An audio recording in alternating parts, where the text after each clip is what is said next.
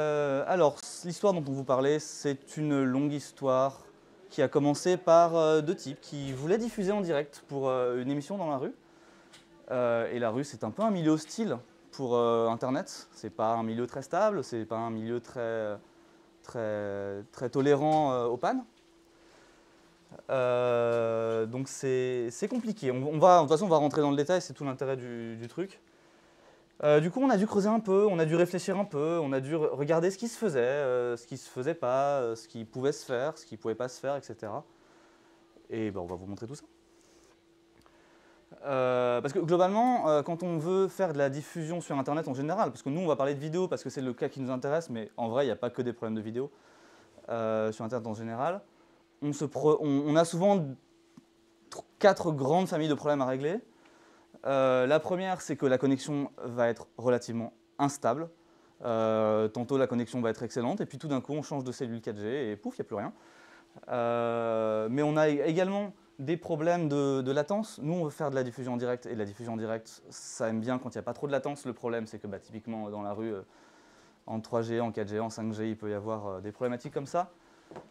C'est super imprévisible, ça peut bouger tout le temps, on ne peut pas vraiment l'anticiper, on peut pas se dire on va avoir telle connexion ou telle connexion, il faut globalement être résilient à toutes les situations en même temps.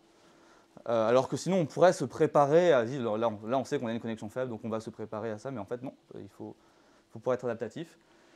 Et il y a les problématiques de changement d'antenne qui fait que les connexions peuvent sauter, se réinitialiser complètement, et que du coup tout système un peu trop basé sur une connexion fixe et maintenue ne fonctionnera pas très bien. Donc on a essayé de faire un peu, on a essayé de voir ce qui se faisait déjà de façon générale pour streamer, que ce soit dans la rue ou pas. Et forcément, vous connaissez, certains de vous connaissent peut-être le fameux RTMP, c'est un protocole qui est globalement connu, assez standard, supporté par des grosses plateformes. Et en fait, avec le RTMP, le problème qu'on a, c'est qu'on tombe dans les problèmes qu'Amaury exposait à la slide précédente. C'est-à-dire que déjà, RTMP, en tout cas dans sa version plutôt standard, il a comme protocole sous-jacent le TCP. Le TCP, c'est un protocole qui est, on va dire, stateless, c'est-à-dire qui fonctionne avec une connexion. Il faut que le client, donc en l'occurrence le client, c'est nous, la source de la vidéo. Il faut qu'on établisse une connexion avec le serveur distant chez qui on veut diffuser notre stream. Et le souci, c'est qu'en cas d'instabilité réseau, donc typiquement au moment de changer de relais ou quelque chose comme ça, ou même en changeant d'adresse IP, ce qui peut arriver quand on est sur une connexion 4G, ça implique de refaire depuis le début une toute nouvelle connexion TCP. Et donc, ça, sur un setup qui est peu exigeant sur la latence, ça convient pas forcément. Ça peut être, c'est pas très résilient. Donc, tu veux le schéma peut-être? Donc, juste un petit rappel de l'établissement d'une connexion TCP, c'est qu'il va y avoir ce qu'on appelle un handshake. Donc, cette partie-là, ça c'est le client, donc concrètement, c'est nous avec la caméra qui voulons diffuser la vidéo. Et donc là, on a le serveur chez qui on veut balancer notre vidéo. Et donc, une connexion TCP, ça s'établit en faisant ce qu'on appelle un handshake. Et ça se fait en 3 étapes. Et il faut bien voir que chaque flèche là représente réellement un chemin à parcourir sur le réseau, même physiquement. C'est-à-dire, un coup, il faut causer au serveur, attendre qu'il nous réponde et lui dire « oui, ok, c'est bon, on veut procéder ». Ça, c'est pas très grave sur un setup fixe, on va dire, quand les connexions ont une latence plutôt faible, en tout cas prédictible. Mais si dans une zone de perturbation d'un point de vue réseau, on commence à devoir rétablir des connexions TCP à tout va, là, c'est plus possible. Et ça peut arriver, malheureusement. Arrive du coup un autre protocole qui est beaucoup plus courant, beaucoup plus résilient à ce genre de problématiques. c'est le protocole HLS. Alors HLS, ça veut dire HTTP Live Streaming. Ils ne sont pas trop embêtés sur le nom, hein, on ne va pas se mentir. HLS, c'est un protocole qui n'est pas basé comme RTMP sur une connexion unique, mais qui est basé sur HTTP et sur plein de petites requêtes HTTP en fait. Le concept, c'est qu'au lieu d'envoyer qu'un seul et unique flux, on va envoyer plein de petits bouts de flux. On appelle ça des segments. Et qu'en recombinant ces segments à la suite, une fois qu'ils sont arrivés, on a une vidéo complète. L'avantage, c'est qu'un segment, ça va par exemple durer 1 ou 2 secondes. Mais le temps d'envoyer le segment d'une 2 secondes, ça prend moins que 1 ou 2 secondes. Et du coup, on peut tout à fait lire ce segment et pendant ce temps, télécharger le segment suivant et le lire à la suite, etc. Et in fine, ça fait un flux continu. Et en réalité, c'est quelque chose que vous avez déjà utilisé sans le savoir, parce qu'HLS, c'est le système qui fait fonctionner toutes les grosses plateformes de diffusion vidéo qu'on peut connaître. Par exemple, des YouTube, des Twitch ou des PeerTube se basent tous sur HLS pour récupérer la vidéo. Voilà. Et je sais plus de quoi je parlais après. Oui. Ah oui, j'en ai déjà parlé de ça. Mais du coup, ouais, l'avantage de ça, c'est que ça fait un système qui est vachement plus résilient aux pertes de connexion, parce qu'on n'a pas une connexion continue, on a plein de petits fichiers qu'on envoie. Donc au pire, si jamais à un moment la connexion elle saute, on va rater un segment ou un autre peut-être, et so what. Si jamais on est sur du direct, on les saute, et c'est pas grave, on a perdu un peu du flux, mais globalement on se reconnecte immédiatement. Et si on est sur de la VOD, donc de la vidéo à la demande, c'est le moment où les lecteurs de vidéos bloquent et attendent de télécharger la suite jusqu'à ce que ça marche, et du coup on continue. Et d'ailleurs, ces fameux segments HLS, c'est ça qui permet aux lecteurs de VO2 de savoir quel bout est prêt dans la vidéo. Cette fameuse part un petit peu plus claire, là, ce sont les segments déjà téléchargés en fait, hein, concrètement. C'est à ça que ça correspond. Le texte est beaucoup trop petit, j'arrive pas à le lire. Et puis il y a d'autres avantages. Oui, il y a d'autres avantages, c'est que c'est un protocole libre, contrairement à RTMP. RTMP n'est pas un protocole libre. RTMP, c'est un protocole qui est développé, je crois, par Adobe, si je ne dis pas de bêtises, ou Adobe, comme certains disent, et qui s'appuie sur HTTP, donc un protocole qui est résilient, qui est connu, qui a des millions d'implémentations absolument partout. Donc on peut se dire que c'est une solution qui a l'air de vachement bien marcher pour ce qu'on veut, parce que ça répond plus ou moins à tous les problèmes. Sauf que, évidemment, sinon c'est pas drôle. Et évidemment, j'arrive plus à cibler ma cible d'après.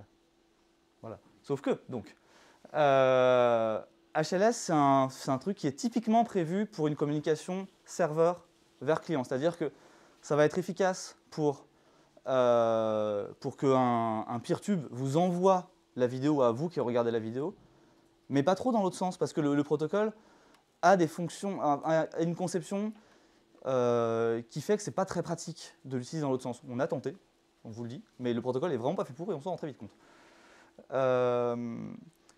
Accessoirement, l'usage veut que les segments soient au format TS, qui est un format non libre, et nous, on n'aime pas trop ça. Donc, on a préféré autre chose. Voilà.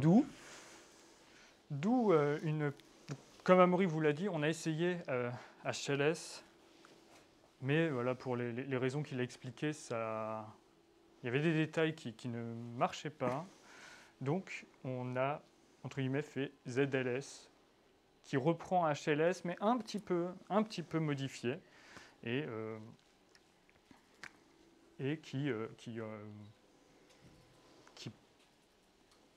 qui outrepasse les problèmes qu'on a mentionnés. Donc déjà, nous, on ne va pas utiliser des segments TS, MPEG TS. Nous, on a décidé d'opter plutôt pour le format Matryoshka. C'est un format qui est libre, c'est un format de container, de la même façon qu'un .mp4, un .move, c'est un container. Et il est assez flexible sur ce qu'on peut mettre dedans. C'est-à-dire que il est assez flexible sur ce qu'on peut mettre dedans. Conceptuellement, c'est un gros XML binaire. On met à peu près ce qu'on veut là-dedans de façon plus ou moins arbitraire. D'ailleurs, le container WebM qu'utilise beaucoup Google, ça se base, en réalité, c'est un MKV un peu modifié à leur sauce. Donc du Matryoshka MKV Voilà, étant le nom de l'extension des fichiers Matryoshka qui contiennent de la vidéo.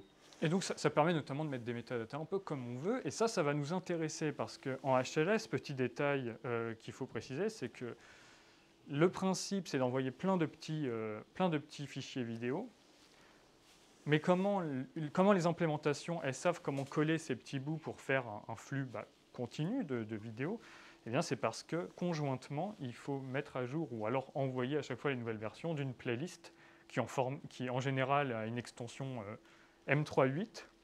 Si vous faites un CTRL-SHIFT-I dans un navigateur en regardant Twitch ou une instance Peertube, vous allez voir ce M3.8 et après tous les segments qui vont suivre.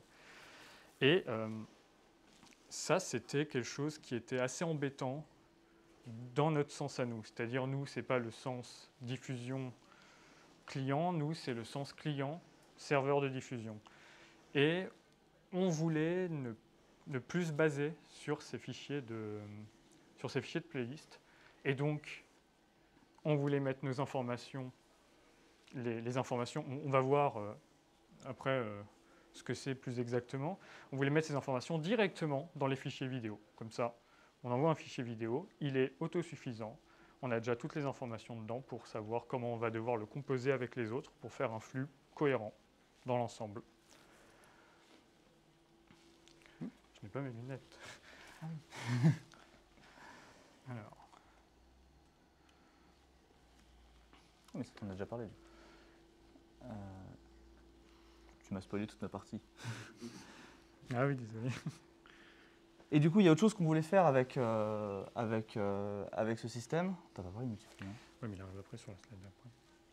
Ouais, qu'est-ce que tu racontes? Mais non, mais après c'est HTTP3. Mais on n'a pas de multiflux dans HTTP3. Ah oui, pardon. Okay.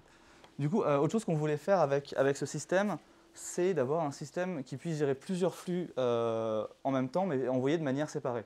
Typiquement, on veut pouvoir, dans ce genre de contexte, envoyer d'un côté un flux vidéo, ou même plusieurs, d'autre côté des flux audio, ou même plusieurs, mais qui arrivent de manière séparée, et qu'on arrive à réconcilier à la fin. Donc, par exemple, imaginons qu'on soit en train de streamer. En fait, on ne va pas imaginer parce qu'on est vraiment en train de streamer, mais bref. On pourrait imaginer que le son de nos micros soit envoyé de manière totalement séparée de la caméra qui enverrait son flux et on aimerait que les deux puissent être synchronisés derrière. Cette façon de faire, elle a plusieurs avantages. Déjà, techniquement, c'est plus simple parce que ça évite d'avoir la nécessité qu'il y ait un seul appareil qui réussisse tous les flux au niveau de l'envoi. Chaque appareil envoie son flux et ça se débrouille à l'arrière. C'est beaucoup plus confortable, c'est beaucoup plus résilient. Parce que si on a un appareil qui flanche, le reste, il marche toujours. Alors que si on a un seul appareil qui envoie tous les flux, ça fait un single point of failure qui peut potentiellement tomber facilement. Et donc ça, on aimerait éviter. Mais il y a aussi un autre avantage, c'est un cas qui est lié aux problématiques de faible réseau, dont on a parlé tout à l'heure, et de réseau imprédictible, c'est que ça nous permet de faire du QoS, de la qualité de service. Concrètement, si on arrive dans une zone de très faible connexion, par exemple, tout d'un coup on passe en 3G, soyons fous, en 2G, je ne sais pas s'il y a encore des zones comme ça en France, mais bon, même en 3G ça peut être léger, quitte à avoir un truc, on aimerait bien que ce soit l'audio. Parce que la vidéo, au pire, si la vidéo coupe un peu, c'est pas un drame. Par contre, si l'audio coupe, il n'y a plus d'intérêt à suivre, généralement. Avoir des flux qui sont complètement séparés, ça veut dire qu'on peut aussi indiquer que le flux audio est prioritaire par rapport aux autres et que du coup, c'est lui qu'il faut délivrer absolument, quitte à jarter le reste. Ou à baisser la qualité du reste, éventuellement aussi, hein, bien sûr.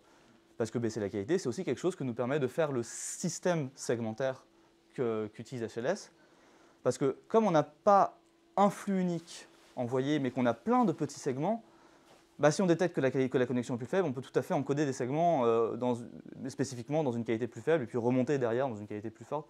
Ça ne pose aucun problème. Ce qu'on ne peut pas faire avec une connexion RTMP, où globalement, une fois que la qualité elle est choisie au début, elle n'est pas changeable. Et pour les gens qui ont ici déjà diffusé sur quelques plateformes que ce soit en direct, ils ont pu remarquer qu'une fois un flux démarré via RTMP, on ne peut pas changer la qualité. Dans notre cas, on pourrait le faire en temps réel. Donc voilà, mais du coup, pour tout ça, il nous faut un moyen de synchroniser les flux à la fin. Et c'est là que venait le format Matryoshka dont parlait Hans tout à l'heure, et du coup, je te laisse limite reprendre la main là-dessus. Je crois que j'ai tout dit. Sauf l'usage des métadatas pour synchroniser. Mais du coup, l'idée, c'est que le format Matryoshka, du coup, c'est un format conteneur, donc il en a parlé tout à l'heure, le XML binaire, machin, tout ça. On pourra rentrer dans le détail si vous êtes curieux, n'hésitez pas à nous demander à la fin, mais voilà. Et donc c'est un format qui permet de stocker les métadonnées qu'on veut, plus ou moins, y compris par exemple un milli-timestamp de synchronisation que va utiliser le serveur derrière pour synchroniser les différents flux. La seule contrainte, c'est d'être sûr que tous les appareils soient à la même heure, mais ça, avec un serveur de temps, ça se fait assez facilement. Donc un petit outil qui nous permet à une machine de se synchroniser à une référence temporelle. Il faut juste penser à le faire, mais c'est loin d'être insurmontable. C'est quelque chose de très classique. Il y a ça dans absolument tous les systèmes électroniques connectés à Internet qui existent aujourd'hui. Donc voilà. Et je te laisse prendre la suite. Là, pour le coup, c'est bien ça. Hop. Alors, on a opté pour HTTP3 parce que, contrairement à HTTP2 et celui d'avant, celui-là, il n'est pas basé sur TCP. TCP, on l'a vu au début de la présentation, il a des problèmes. Alors, en fait, c'est pas tellement c'est des problèmes dans notre cas particulier, mais pas forcément des problèmes de façon générale. Et HTTP3 ne se base plus sur TCP, donc il n'a plus ces problèmes. Et d'ailleurs, en fait, HTTP ne se base pas sur TCP, il se base sur autre chose qui s'appelle QUIC. Et QUIC, en gros, pour faire simple, c'est de l'UDP, mais vous savez que, certains savent que l'UDP, ça a aussi ses petits problèmes, notamment sur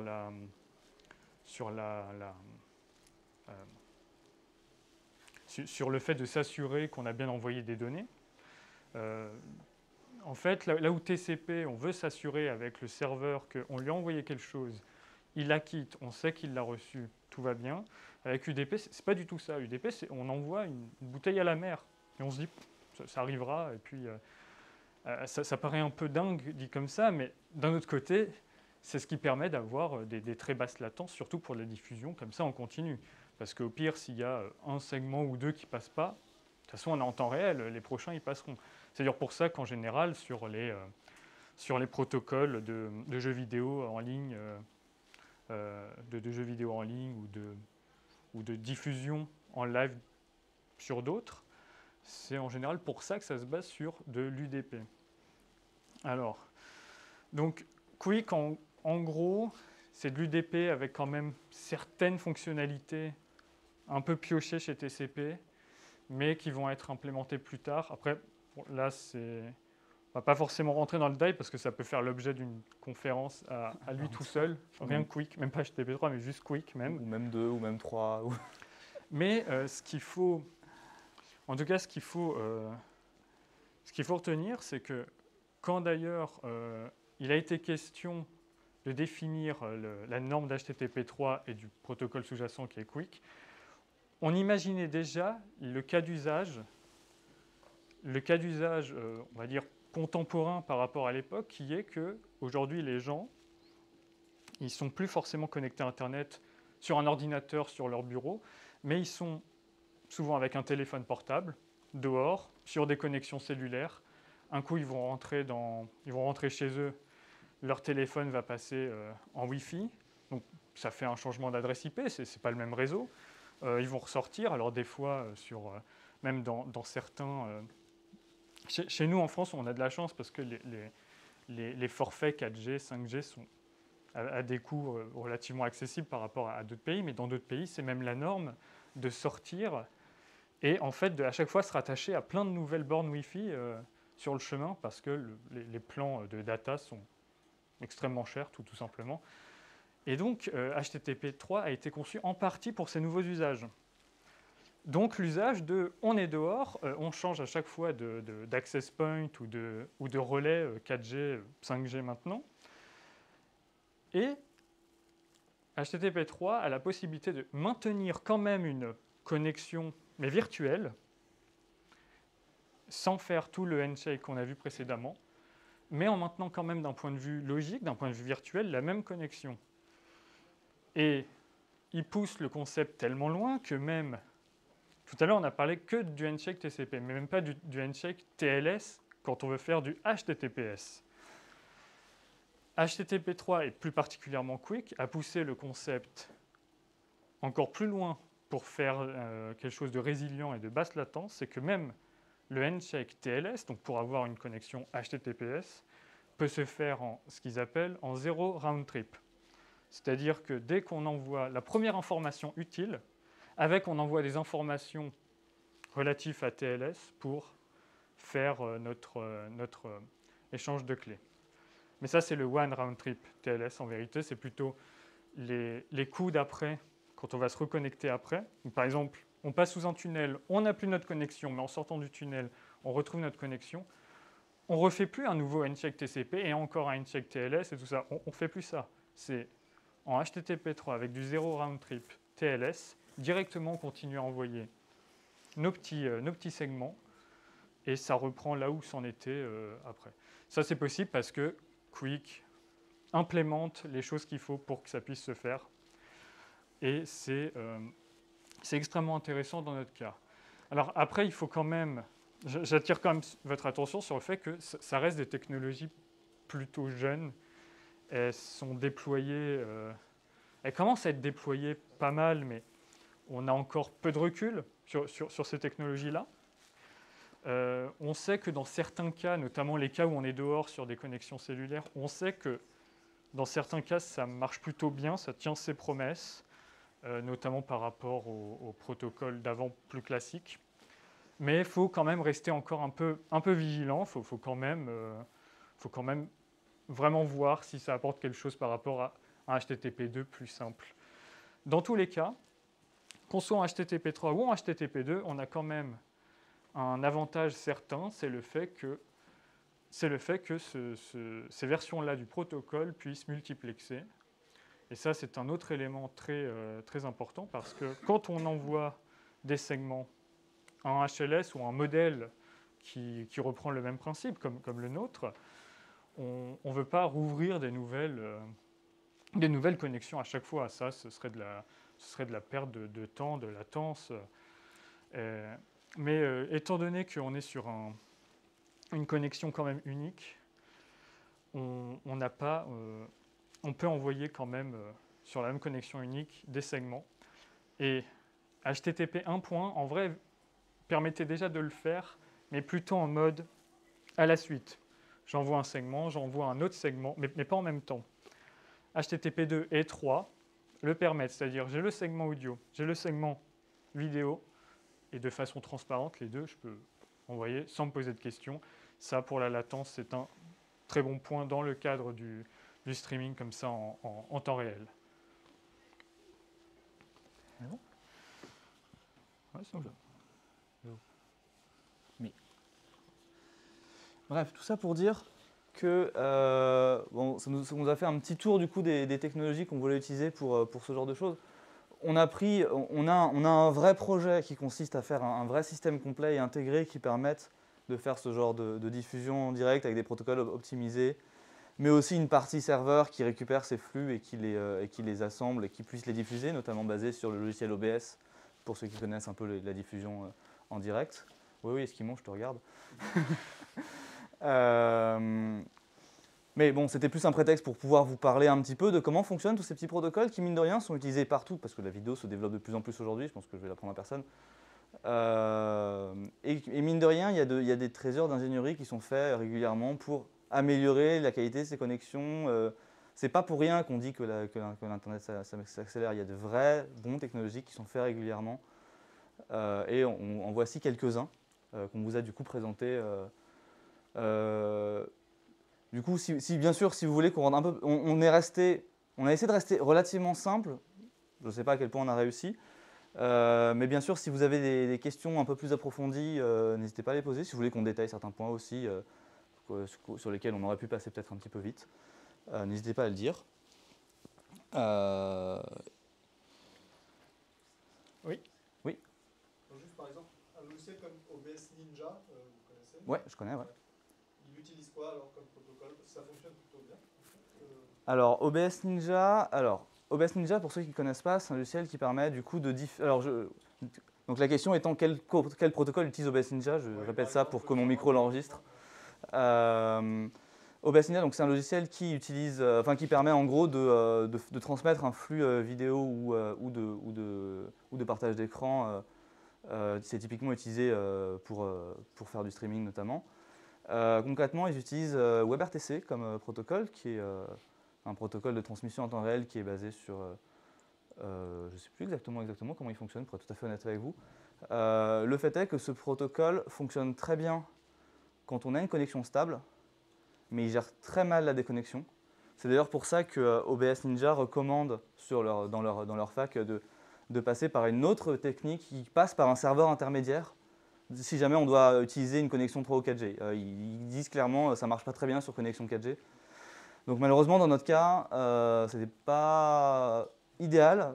Et on a tenté, pour le coup, j'ai déjà utilisé OBS Ninja de nombreuses fois par le passé, y compris pour des streams assez gros et assez complexes. Et ça marche, mais on n'a pas non plus une stabilité folle quand on est, dès qu'on a des problèmes.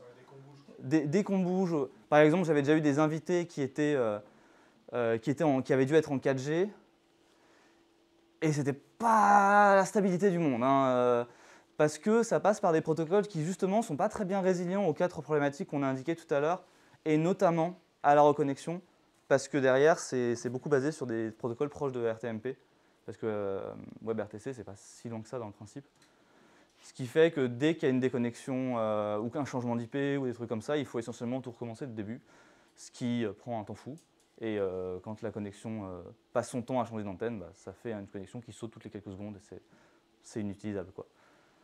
Il me semble aussi qu'avec WebRTC, de toute façon, tu es du pair à pair.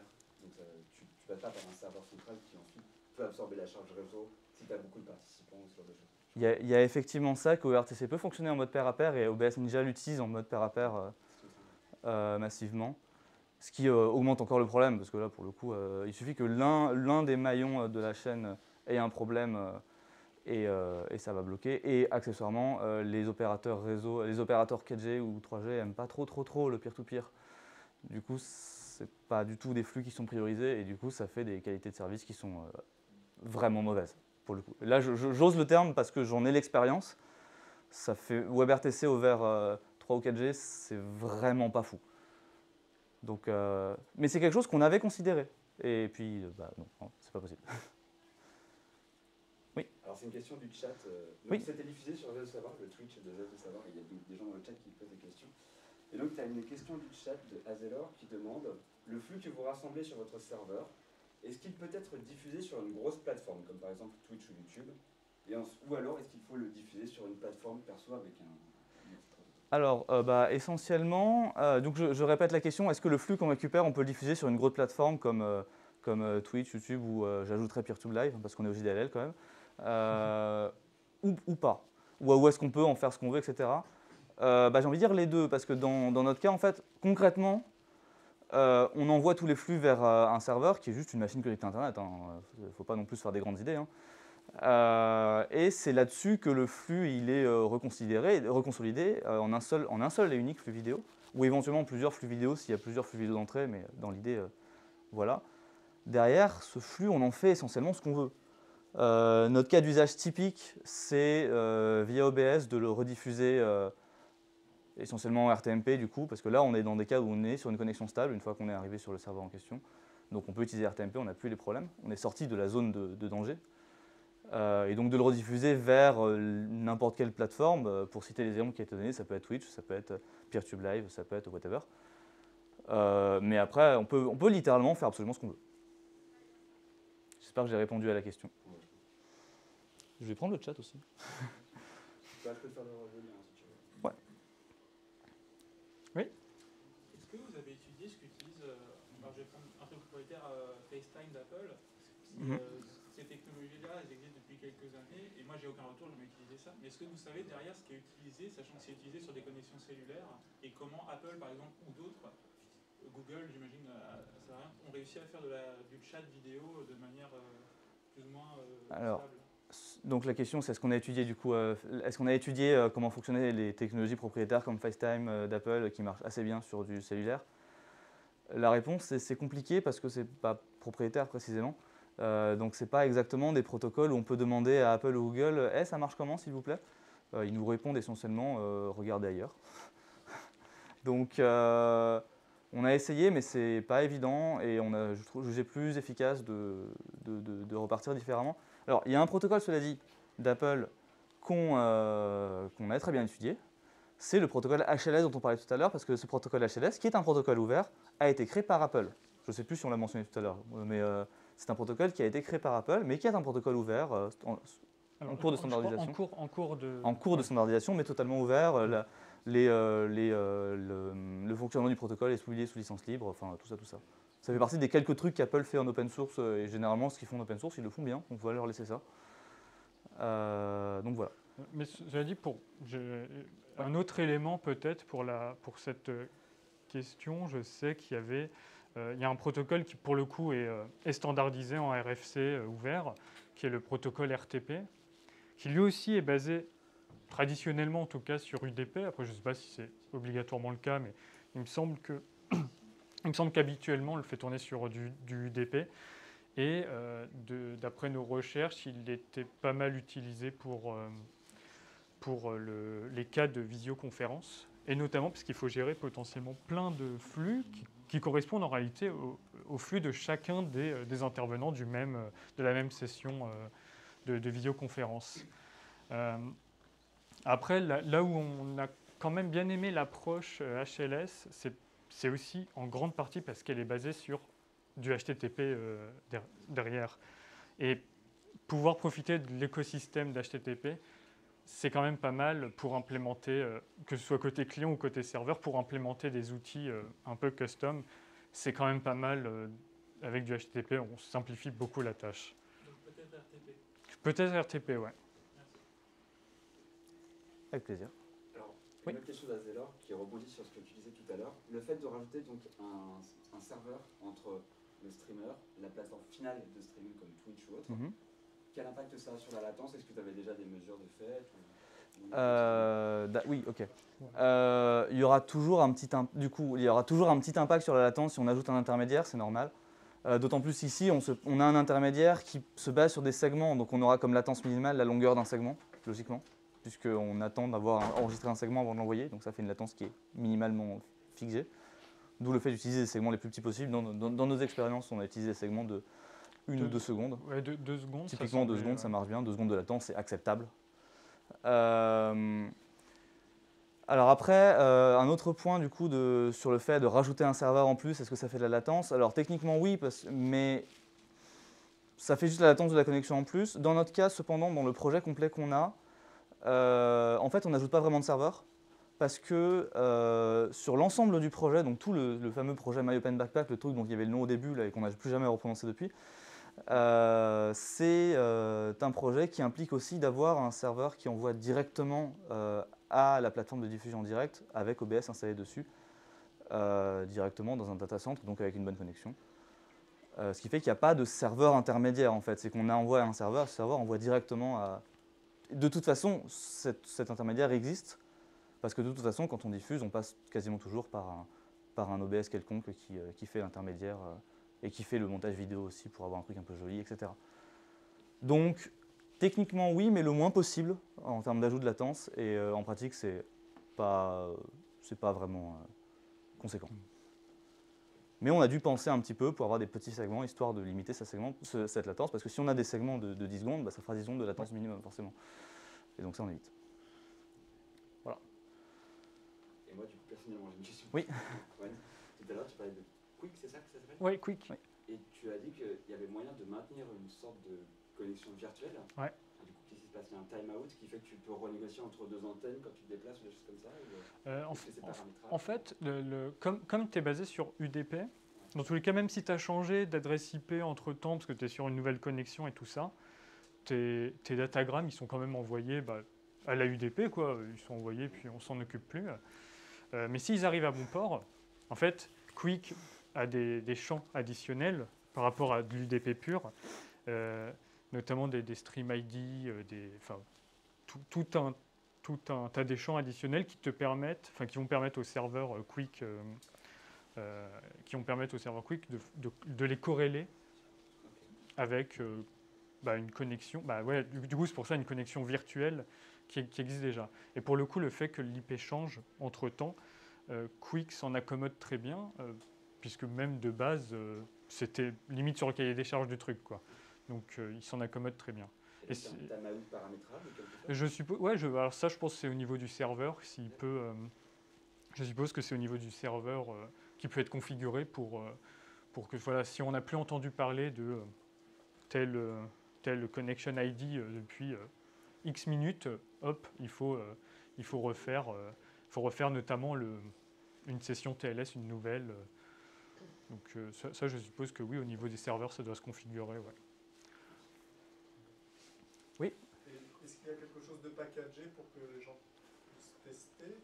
Alors, vous en êtes à tester? pour l'instant, on est sur de la R&D encore. On aurait aimé avoir une version prête pour les JDLL, mais pour plein de raisons personnelles et de raisons il y a parfois des surprises, on n'a pas eu le temps.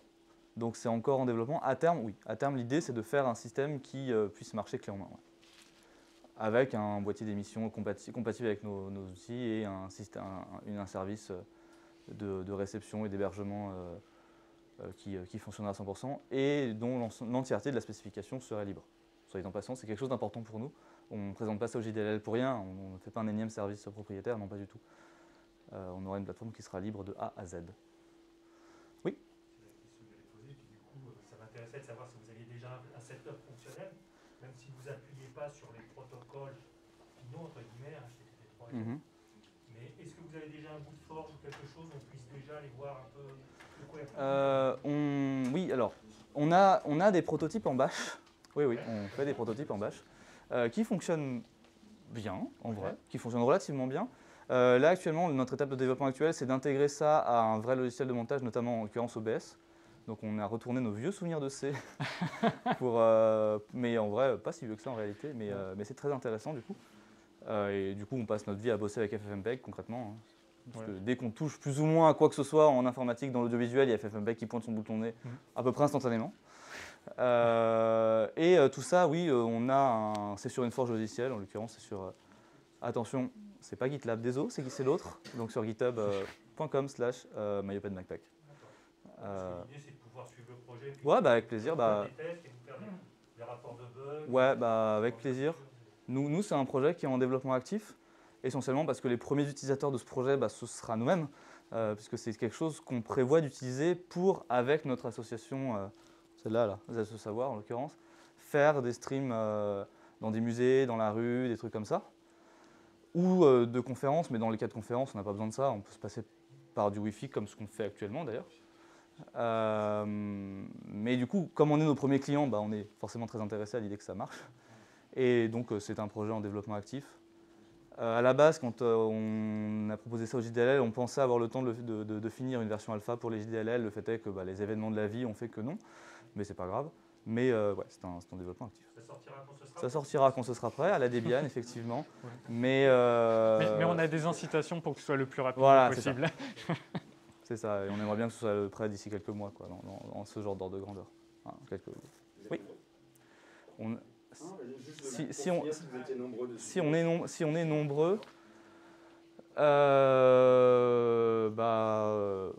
voilà. En tout cas, sur la partie développement. Sur la partie développement, on est 2. C'est nous 2. Après, sur la partie utilisateur intéressé, il commence à y avoir pas mal de monde, ce qui commence limite à être stressant d'ailleurs, parce que ça veut dire qu'on a des attentes.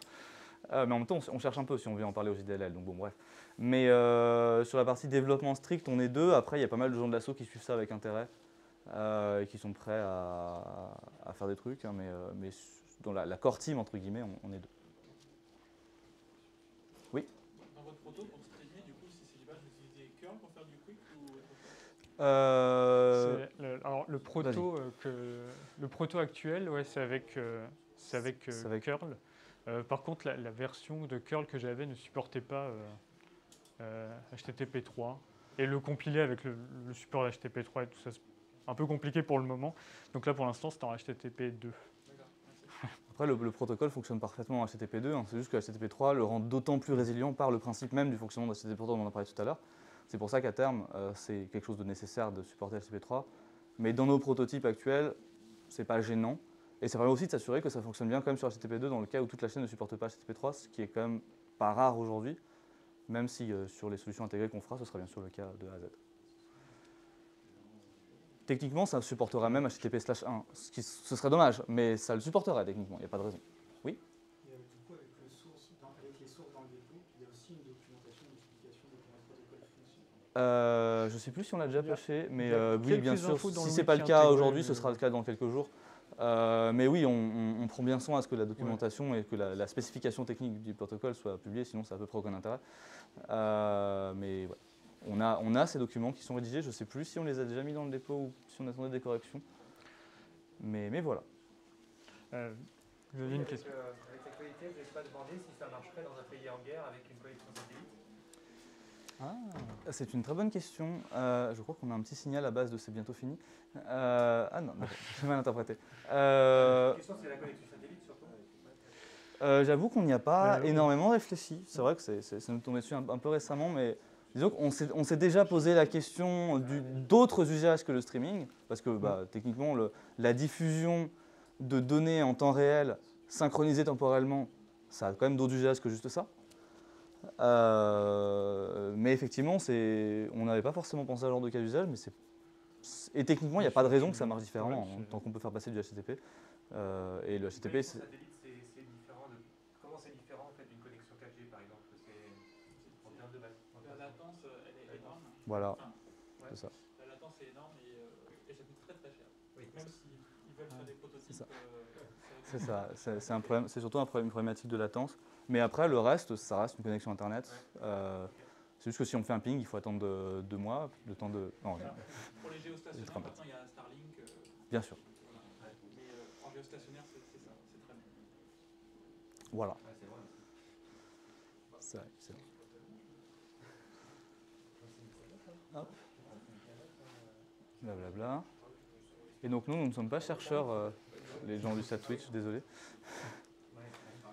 Je ne sais pas s'il y a d'autres questions, oui. Et est-ce que vous avez essayé de contacter, alors je comprends c'est un proto, mais est-ce que vous avez contacté des gens qui ont bossé sur ces sujets? Je pense que vous avez parlé de RFC. Est-ce que vous avez peut-être l'idée en tête de standardiser ça à un niveau un peu plus élevé qu'une libre? J'imagine que ce serait une implémentation de référence et qui sera copiée. Alors, on y a pensé, pour ne rien vous cacher, on y a pensé une fois ou deux. On considère que on est trop en early stage pour y penser sérieusement, mais on garde l'idée dans un coin de la tête d'avoir quelque chose de standardisé derrière, tant qu'à faire, autant que ce soit un minimum propre. Après, la procédure de standardisation, c'est une procédure qui est longue et qui de toute façon nécessite une implémentation de référence fonctionnelle et une documentation et une référence très précise. Donc, quoi qu'il en soit, de toute façon, la première étape reste la même, c'est-à-dire d'avoir une implémentation complète et une documentation extrêmement précise. Et de toute façon, c'est quelque chose qu'on veut faire. Et après, oui, on y réfléchira. Le fait de l'éprouver sur le terrain, vraiment, dans nos propres productions, on aura l'occasion de voir tous les écueils C'est ça. qu'on n'a pas vus jusqu'à Vous avez maintenant. aussi demandé du coup le surcoût de HTTP par rapport à ce que vous envoyez en pourcentage, mais ça pareil, ça sera des mesures, donc vous n'avez pas mesuré. Après, le surcoût au niveau de l'overhead du protocole HTTP, Par exemple, alors, on a quand même fait en sorte, après on n'a pas fait les calculs de ratio payload overhead, mais on a quand même fait en sorte de en mettre le moins possible dans tout ce qui va concerner HTTP. Donc on ne bourre pas les headers avec plein de trucs ni rien. Dans Matroska, on peut mettre des choses, on en profite et ça a au moins l'avantage que même une fois que c'est plus dans une stack HTTP forcément, quand c'est plus loin dans le processus de traitement, au moins les infos sont encore là et tout ça. Mais du coup, on avait fait quelques expériences quand même, puisqu'on l'a mis en place, ce protocole déjà, de manière un peu manuelle, mais on l'a quand même mis en place. Et concrètement, l'overhead HTTP, il est relativement mineur. surtout qu'on parle de vidéo, donc c'est déjà des... Voilà, c'est ça. On parle déjà de transmettre des segments qui sont lourds. C'est un poil moins vrai pour l'audio, qui est forcément plus léger par nature, mais il n'empêche que ça reste un overhead assez mineur.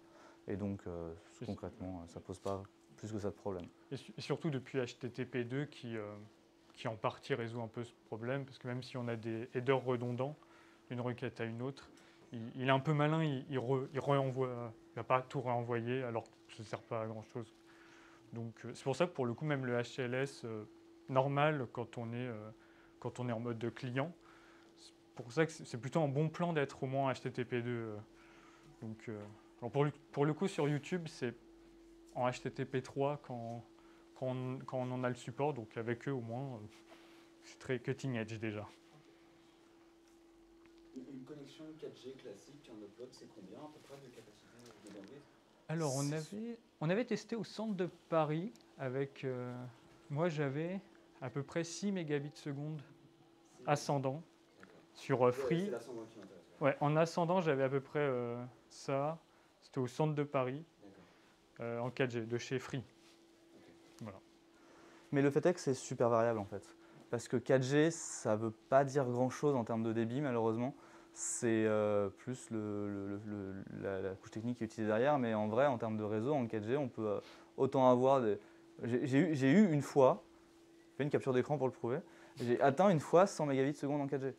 Mais c'est rarissime et j'étais essentiellement en dessous de l'antenne. Donc je trichais un peu. Et la latence reste effectivement assez élevée. Il faut voir que plus il y a de monde sur une antenne 4G, moins il y aura de débit. C'est ça. Et dans les zones très peuplées, typiquement les gares, moi j'ai fait des spectacles dans des gares à Paris très peuplées et on est à quelques mégas, c'est de la DSL. Donc bon, vivement la 5G plus votre projet pour avoir et accessoirement, toutes les antennes ne se valent pas, hein, parce qu'une antenne c'est connecté au réseau internet via typiquement une fibre optique et certaines antennes ont un meilleur débit que d'autres de base, genre sur le réseau internet auquel elles sont connectées. Ça se voit bien, particulièrement dans des zones où les investissements réseau ne sont pas forcément faits, où c'est un petit peu au rabais et où même en étant seul sur l'antenne, on n'a pas 100 mégabits seconde. Hein. Et pour vous donner une idée, sur les stations 5G, les ports de connexion, on n'est plus en gigabit, on est sur du 100 gigabits, donc 100 liens gigabits dans une seule fibre. Donc ça va vraiment On peut être à 40 en faisant 40 dans la même... Ok. Il est 15h56, donc s'il y a quelqu'un qui a des dernières questions, on va pouvoir les prendre, mais sinon on va devoir libérer la salle. Ah mais non, parce qu'il n'y a aucune conférence derrière. Donc en vrai, ah bon, bah en fait, si vous voulez, bon, on a terminé notre créneau, on est tranquille là-dessus. Mais cela dit, s'il y a d'autres questions, on peut les prendre. J'ai une question pour toi. Alors t'es pas censé. Ah bon c'est pas toi qui es censé poser des questions. Pourquoi ça s'appelle My Open Backpack? L'anecdote là. Ah mais parce qu'on lui a demandé une anecdote finale dans le chat tout à l'heure. Parce que il y a le terme backpack en réalité c'est un terme courant dans le monde du streaming. Un backpack dans le monde du streaming en gros c'est une régie portable. Donc c'est tout le matériel nécessaire pour envoyer un flux réseau vidéo, mais qu'on pourrait garder sur soi, typiquement dans un sac à dos, d'où le terme backpack. Le MyOpen, c'est un running gag au sein des gens de l'association Zef Savoir qui, dès qu'ils veulent créer un projet foireux, l'appellent MyOpen quelque chose. Et du coup, on a repris ça par blague et on va peut-être le garder, peut-être pas, on verra. En attendant, ça fait office de nom, ça marche pas trop mal parce que ça reste un projet ouvert et ça reste un backpack. Voilà. Merci. Merci beaucoup. Et effectivement, on pourrait lancer, comme quelqu'un dit dans le chat, My Open Running Blague. C'est évidemment Abou qui dit ça. Et non, on ne va pas être incubé à la station F, non. Bref, et merci du coup aux gens de Twitch qui nous ont suivis. Nous, on va vous laisser, on va couper le stream, mais salut à vous.